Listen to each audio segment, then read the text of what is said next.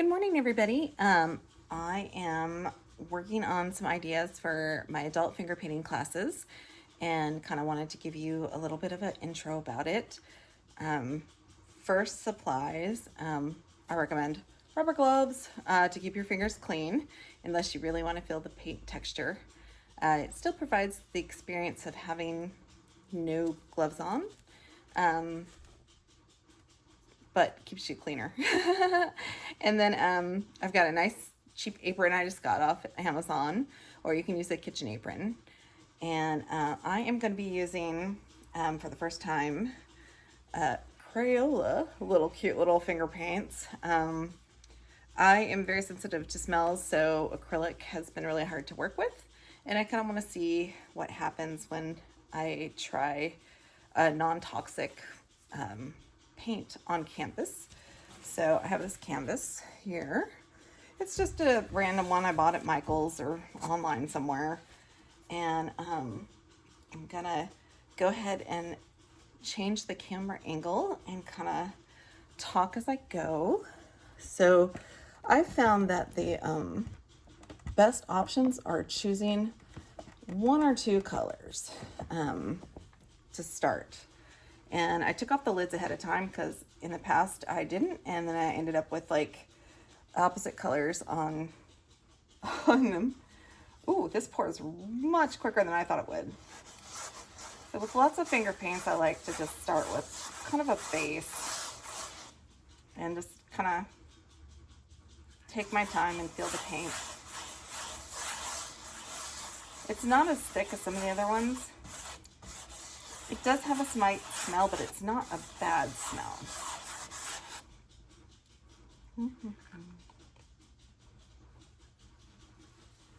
Sometimes I'll do the paints on my painting, sometimes just on my hands. Kind of depends. Gonna change this just a little bit more. And I just love the light feel of the paint on any surface. So to get that feeling, I'm not actually pressing really hard. I'm just letting my fingers like glide across the page. And what I'm thinking about doing here is creating a base layer of orange, and then I'm gonna probably play with some blue or purple on top. But already I've got some kind of interesting patterns going on and interesting colors. So I think this might be a winner paint-wise. It seems to be drying pretty good compared to acrylics, and you know, acrylics do tend to dry pretty quick too. But you can see, I just like to have kind of a variety of shapes to work with.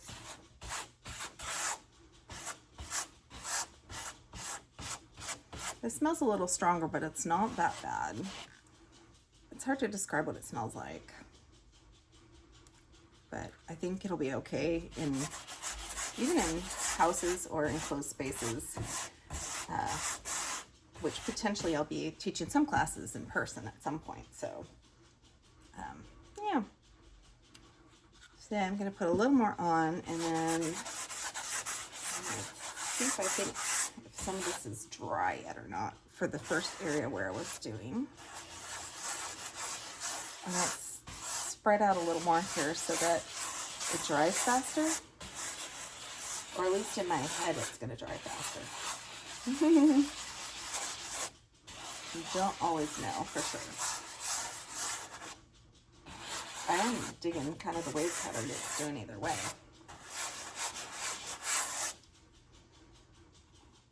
Ooh. So this time I actually went and dipped my finger in the little bottle. Tongue feels awesome. Okay, so I'm gonna try to get this off.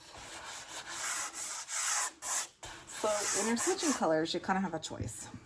You can keep on your same gloves and just let the colors match and mix match.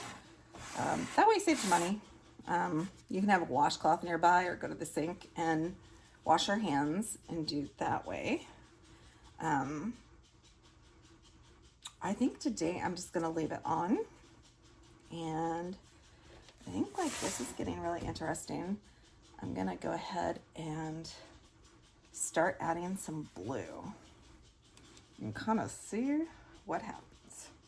So for this, I'm gonna pour because I don't want to contaminate the bottle color with the orange on my glove.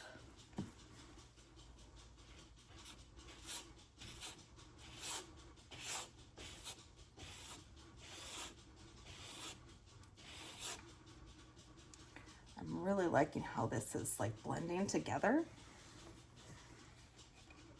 And I really want this painting to feel kind of joyous. So I might do kind of like a happy face or heart. Kind of see what happens. I do love doing hearts everywhere. Spreading love is always a good thing. I try to infuse emotion in my paintings, which is why I'm called Emotion Artworks for my job. My website and stuff, business. I think that's kind of cool. But I'm gonna keep going and just kind of see what else happens.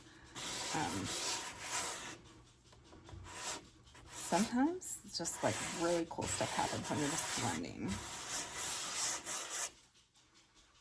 I do recommend sticking with like 2 colors though. Uh-oh, now I'm going all in. I've got some on both hands. I didn't like how this turned out. It needs more orange. So this is gonna be more of my orange hand, which kind of sounds weird, but it's all good. And I'm gonna dip in, get just a little bit more orange down here. Whoop, whoop, whoop, whoop, whoop. The other fun thing is you can do lots of different patterns and lots of different designs that if you have a hard time holding a paintbrush like I do, this gives you a lot of freedom. And I really value that, and I really enjoy that.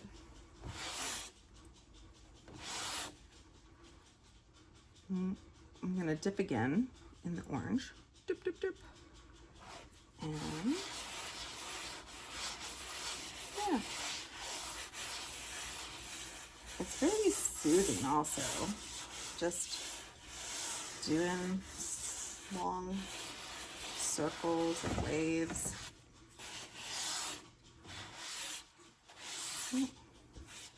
That's pretty much it. I would say the Crayola paint is definitely worth it. It's got a really nice smell. And, well, okay, not nice, but it's not acrylic and it's not going to stink up everywhere or stink up your house. So that helps. Oops. So that's a happy little accident. I had paint on the glove. Dun, dun, dun. I know I have little spots. But I choose to consider those happy little accidents, and I don't go back and fix them. It's up to you. If it bothers you, go for it. But you don't have to.